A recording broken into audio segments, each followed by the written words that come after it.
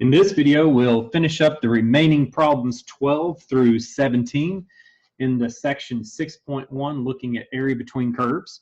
So in this first one here, number 12, it's asking us to look at the functions y equals x squared minus 13, which we know is a parabola moving upward, and the cubic function 67 minus x cubed. So it's the area between those starting at x equals 0. So it says and x equals 0 for another barrier. Now, you'll see over here where I just went ahead and graphed out this region. We know when x is 0, the 67 minus x cubed is going to be way up there, and it's going to be coming down as x gets large. Of course, x squared minus 13 has a y-intercept at negative 13, and it's going to be a parabola moving upward. I had to find their point of intersection. I did that over here. Set x squared equal to 67 minus x cubed.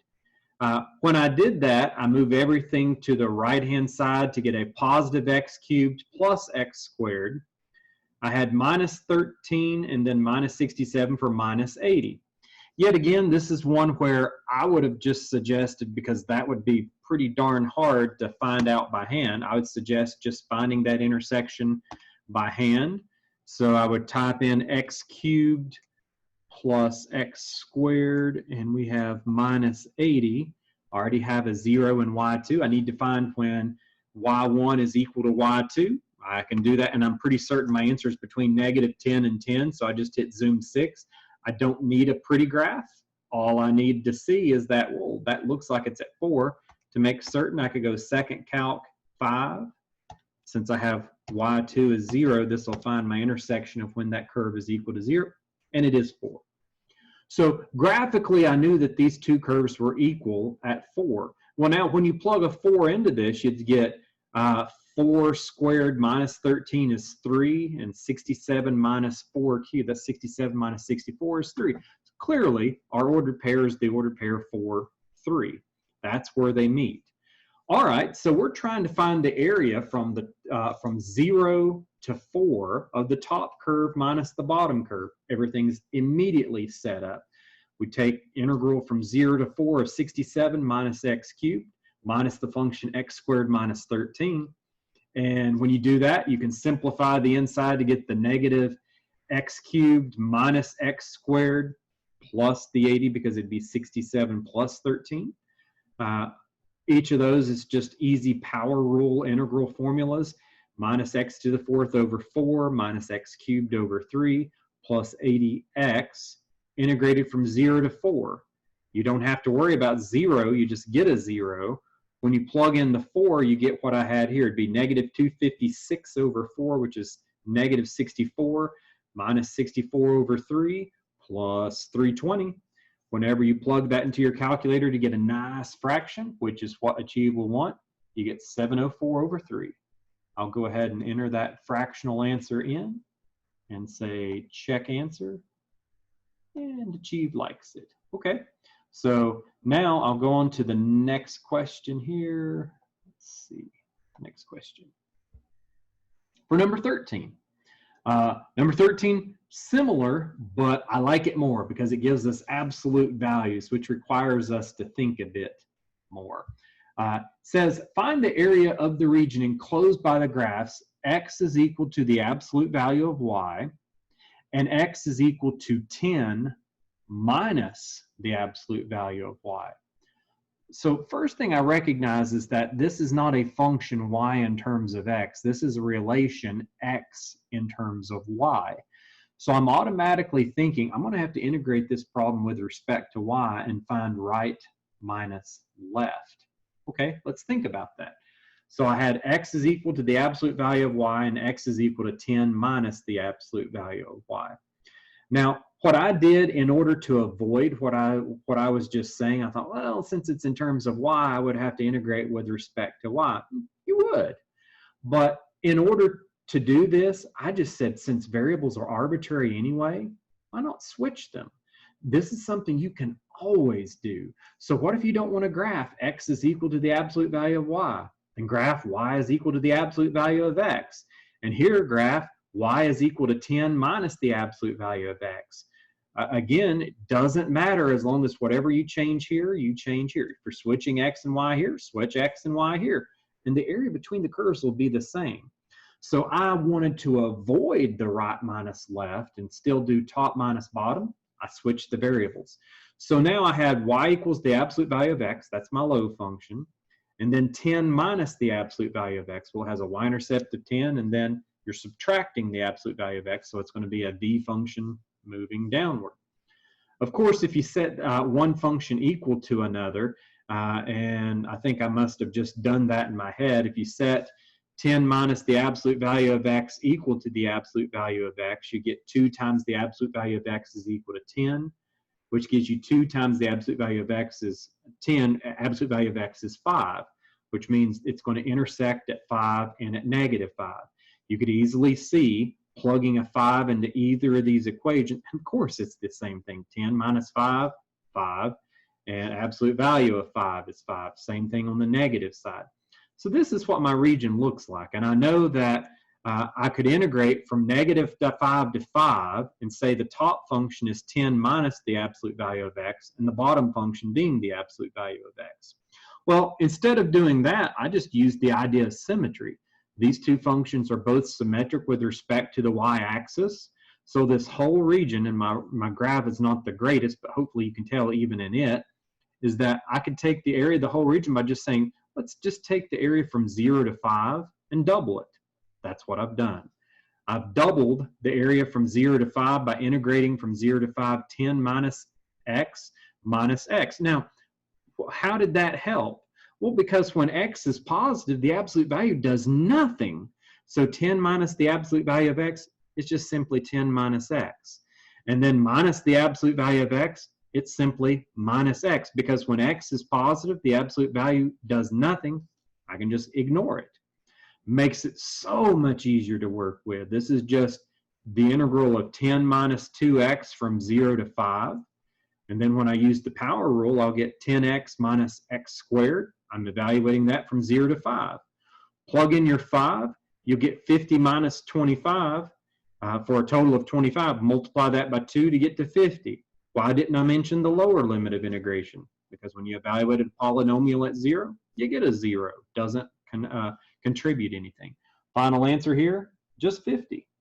We'll put that 50 in, check it, and it'll be right. Yes.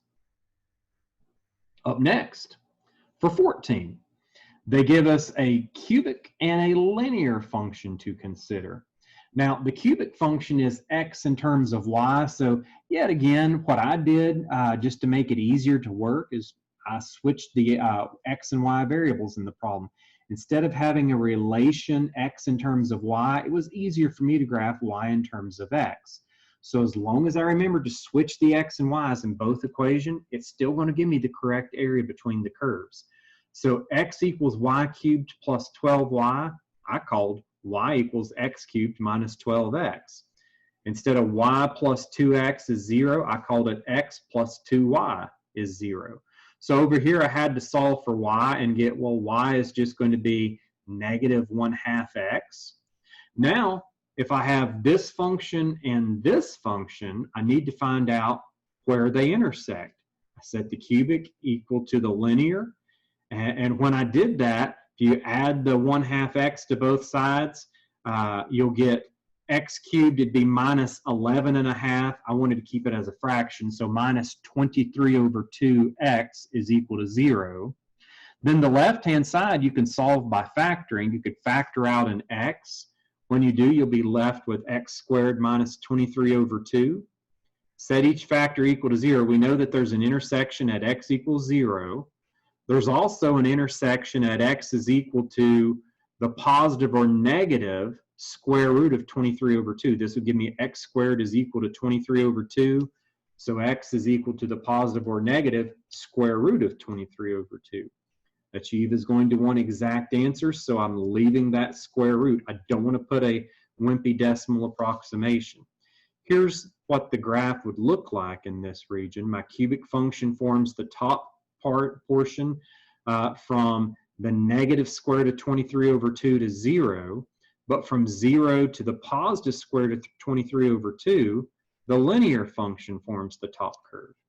Now, what I notice about both this function and this function, please notice every power is an odd power. So I know all odd functions are symmetric with respect to the origin. Since they're symmetric with respect to the origin, this area is the same thing as this area. These two areas are equal and opposite. So because of that, what I've done is I just said, well, in order to find both, all I have to do is multiply the area from 0 to the positive root of 23 over 2 by 2 and say top curve minus bottom curve. In this region, the linear function is on top. The cubic function is on the bottom. So I say linear minus the cubic. I'm integrating that with respect to x from 0 to the square root of 23 over 2. Remember to multiply it by 2 because it's accounting for both regions. And then I can say, well, it's going to be 2 times this integral. All I've done from this step to this step is I combined my terms of x and I wrote it in descending order, negative x cubed first. Now when we integrate, negative x cubed becomes negative x to the 4th over 4. 23 over 2x becomes 23 over 2x squared over 2, which makes it 23 over 4x squared. And now I need to evaluate that from 0 up to this root of 23 over 2. As in many cases before, you can just ignore the lower limit. When you plug a 0 into that, you get a 0. When you plug this square root in, when I plug the square root into this one, I would get 23 over 2 times 23 over 2, because the square root to the 4th power is just that term squared. 23 over 2 times 23 over 2, that would give me 529 over 4. But then it was already divided by 4, so 4 times 4 over 16. I kept the negative out in front. The second term, you would have the square root of 23 over 2 squared, which is just 23 over 2. You get 23 over 2 times 23 over 4. That's going to be 529. 23 times 23 is 529. 2 times 4 for the 8 in the denominator. This gives me a nice problem on the inside. If I've got a common denominator, I can just say, well, I know that the inside, this is going to be 1058 over 16 minus 529 over 16, which gives me 529 over 16. But then I multiply that by 2, takes me back to 529 over 8. Of course, a calculator could help on those problems, but please remember, keep your answer as fractions, not as decimals. 529 over 8 should be great, and it likes it. For number 15. For number 15, we're looking at pretty basic problem with the cosine of x and the cosine of 9x. And we're trying to find the area between these two functions from 0 to pi over 5. So immediately, I knew that the cosine function was going to form my top function because the cosine of 0 is 0, and it's going to decrease as x is increasing on this interval. Well, because it decreases, the cosine of 9x is going to decrease more rapidly. So I know that that cosine of 9x and the cosine of x are decreasing, but now once I get to value of pi here, the cosine of 9x starts to go back upwards. Whenever the combined angle in there, this would be at pi over 9. 9 times pi over 9 would be pi. When this hits pi over 9, the cosine of 9x hits a minimum of -1 and it starts increasing back up. But it never does hit back up with the cosine function until you get to pi over 5.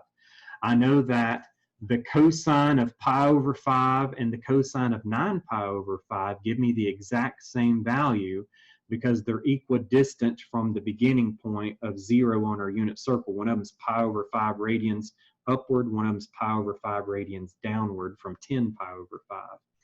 So I can say, okay, they begin and end at the same point at 0 and pi over 5. Throughout this interval, the cosine of x, it's always your top function. So I'm just integrating top minus the bottom from the beginning to the end, 0 to pi over 5. When I integrate the cosine, I get the sine. When I integrate the negative cosine, I get a negative sine of that angle divided by the derivative of that angle. So that's where the division of 9 came from. So Then when I'm evaluating from 0 to pi over 5 here, I plug the pi over 5 in.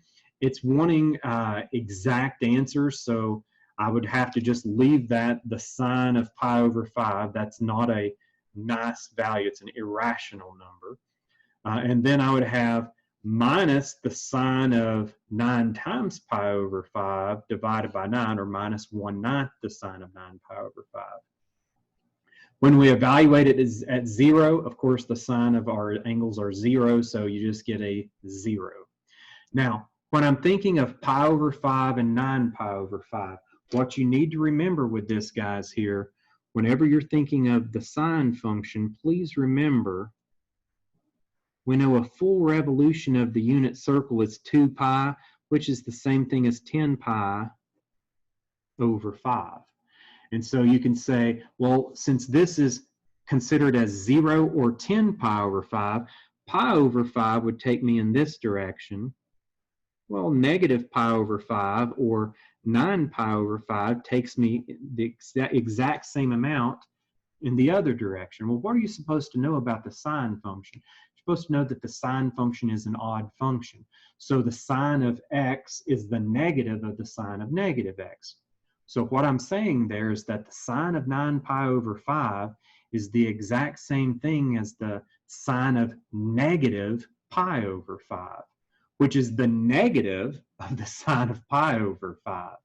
That's what I'm saying right here. Note, 9 pi over 5, it's the same thing as the angle negative pi over 5. It's pi over 5 radians short of a full revolution.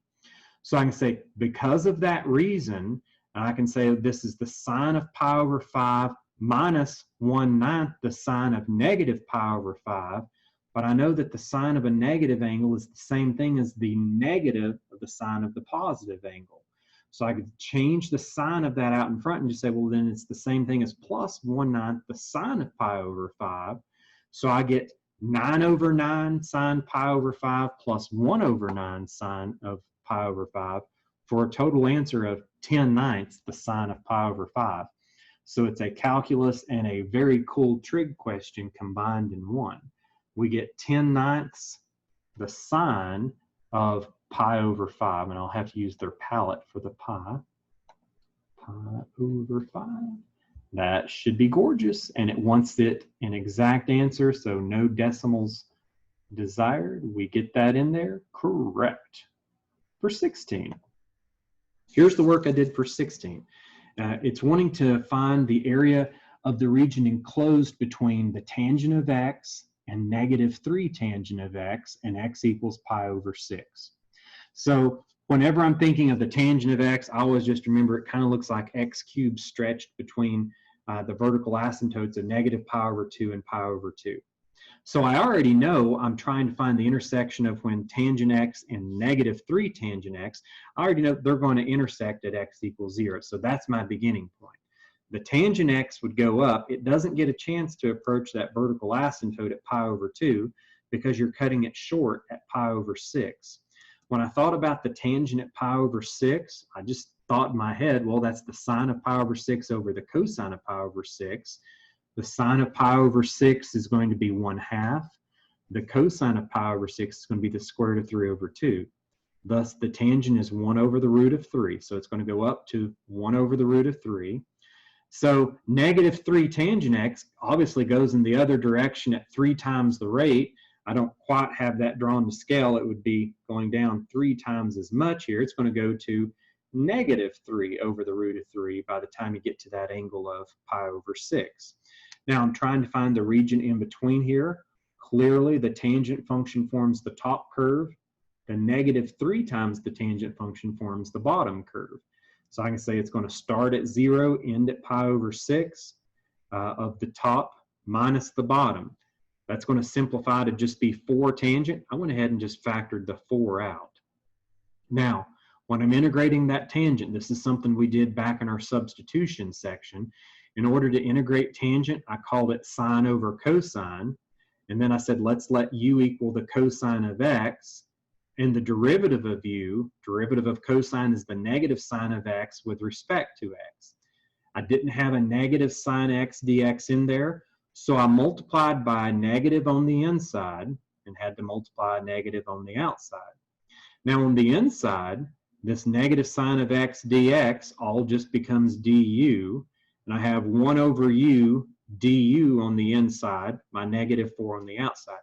As soon as I put it into terms of u, though, I need to change my limits of integration. These were limits of integration with respect to x.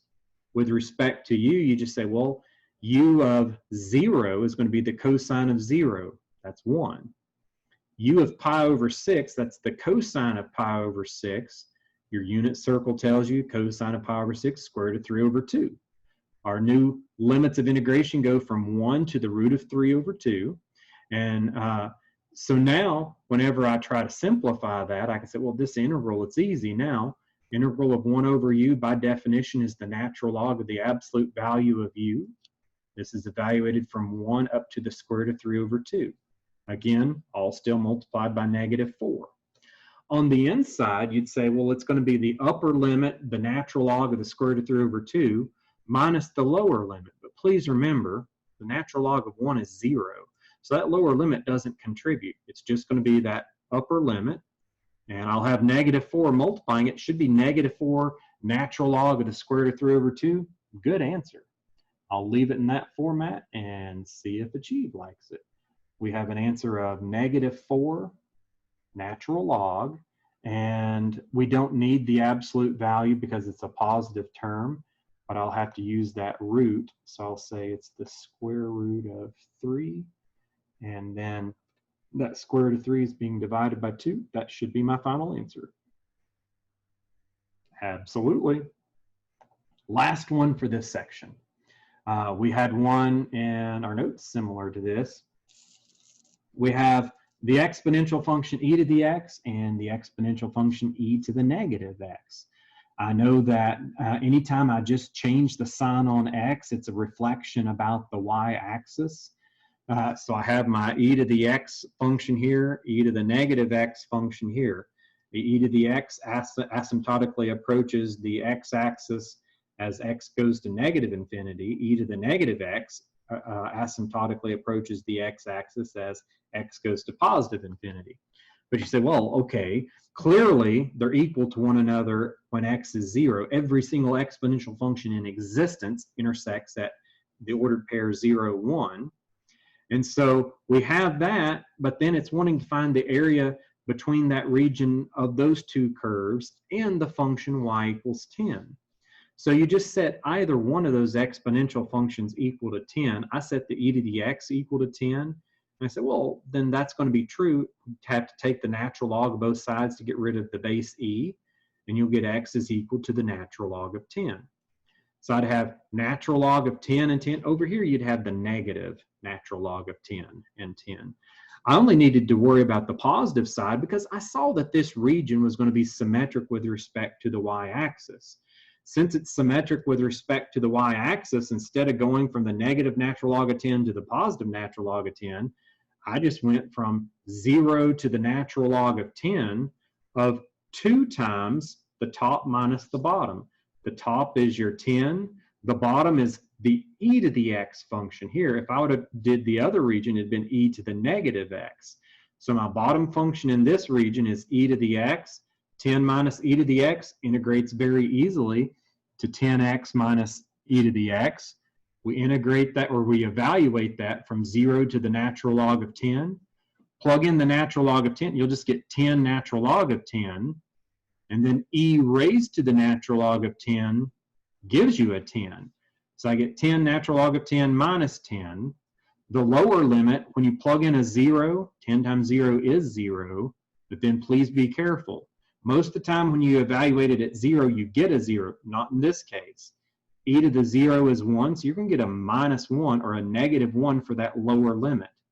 So we'll have 10 minus the natural log of 10 minus 10 plus 1, which gives me 10 natural log of 10 minus 9 on the inside. We multiply that by 2 to get 20 natural log of 10 minus 18. We'll check that with the exact answer that Achieve wants. 20 natural log of 10, and then we have on the outside minus 18. Check that answer. gorgeousness. All right, guys, that finishes us up for section 6.1, finding areas between curves. The section 6.2 is going to be average value of a function. It's going to be a pretty short section. Let me know if you have any questions over this section. I'll be glad to help in any way I can.